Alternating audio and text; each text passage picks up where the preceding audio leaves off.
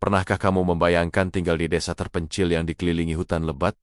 Kedengarannya damai kan? Tapi bagaimana jika kedamaian itu hanyalah selubung dari sebuah teror yang tak terucap? Inilah kisah seorang pendatang yang naif, yang memilih sebuah desa kecil di pedalaman Thailand sebagai tempatnya mencari ketenangan. Desa itu indah, dekat dengan hutan rimbun, dan sebuah kuil tua yang terbengkalai. Warganya ramah, tapi ada sesuatu yang aneh dalam keramahan mereka. Ada tatapan waspada dan bisikan-bisikan lirih setiap kali malam mulai menjelang. Saat pertama kali tiba, seorang tetua desa memberinya sebuah peringatan sederhana. Jangan pernah keluar rumah setelah tengah malam. Dan jika kamu mendengar seseorang memanggil namamu dari belakang, jangan sekali-kali menoleh. Tentu saja, sebagai orang modern, ia menganggapnya hanya tahayul lokal. Sebuah cerita rakyat untuk menakut-nakuti anak-anak. Namun, malam itu, ia akan belajar bahwa beberapa peringatan harus ditanggapi dengan serius. Tepat saat jam berdentang 12 kali, keheningan malam pecah oleh suara lonceng kuno yang menggema dari arah kuil tua.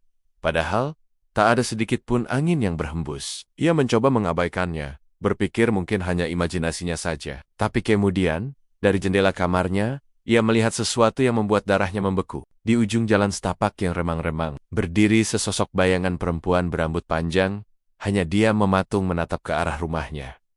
Seketika, bulu kuduknya meremang. Ia segera menutup tirai, berusaha meyakinkan diri bahwa itu hanyalah pohon atau ilusi cahaya. Malam-malam berikutnya, gangguan itu semakin menjadi. Suara ketukan pelan di pintu, bisikan tanpa wujud yang memanggil namanya, dan aroma bunga melati yang tiba-tiba menyeruak di dalam kamarnya. Mimpi buruk mulai menghantuinya setiap malam. Mimpi yang sama, berulang-ulang, sebuah adegan tragis dari masa lalu. Ia melihat seorang wanita muda yang dikhianati oleh kekasihnya, lalu menemui ajalnya dengan cara yang mengenaskan. Di dekat kuil tua itu, rasa sakit dan amarah wanita itu terasa begitu nyata, seolah merasuki tidurnya. Rasa penasarannya yang terusik membuatnya mencoba mencari tahu lebih banyak. Tapi setiap kali ia bertanya kepada penduduk desa tentang kuil tua atau legenda lokal, mereka langsung bungkam. Wajah mereka pucat pasi, dan mereka akan cepat-cepat mengganti topik pembicaraan. Seolah ada sebuah rahasia kelam yang mereka kubur dalam-dalam.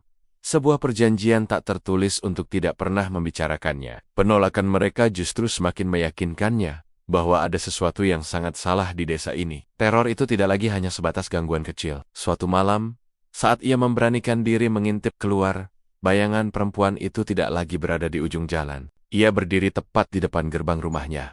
Dengan wajah yang tertutup, rambut panjangnya yang legam, jantungnya serasa berhenti berdetak. Ia tahu, arwah ini tidak hanya sekadar iseng menakut-nakuti.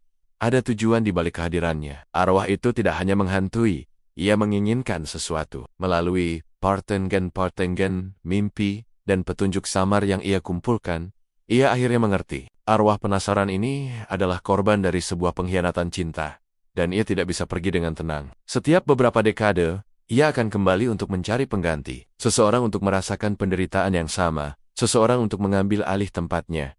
Dan sekarang, arwah itu telah memilihnya. Ia bukan lagi sekadar penonton dari sebuah tragedi masa lalu. Ia adalah target utamanya. Malam terakhirnya di desa itu diselimuti kabut tebal yang aneh. Suara lonceng kuil berbunyi lagi. Kali ini, lebih kencang, lebih mendesak. Lalu, ia mendengar suara itu. Suara lirih seorang wanita memanggil namanya dari luar jendela. Suara yang penuh kepedihan, namun juga penuh janji. Ia teringat peringatan tetua desa, jangan pernah menoleh, tapi rasa takut dan penasaran berperang di dalam dirinya. Dengan tangan gemetar, ia perlahan menoleh. Apa yang terjadi selanjutnya tidak pernah tercatat. Pendatang itu menghilang tanpa jejak, seolah ditelan bumi. Rumahnya kosong, dan desa kembali tenang seperti sedia kala. Warga desa melanjutkan hidup mereka, menyimpan rahasia kelam itu sekali lagi. Tapi pertanyaannya, apakah arwah itu benar-benar sudah menemukan penggantinya dan pergi dengan tenang? Ataukah ia hanya bersembunyi, menunggu korban berikutnya? Coba periksa belakangmu. Siapa tahu, sekarang giliranmu yang ia ikuti. Terima kasih sudah menonton, jangan lupa subscribe, dan sampai jumpa di cerita berikutnya.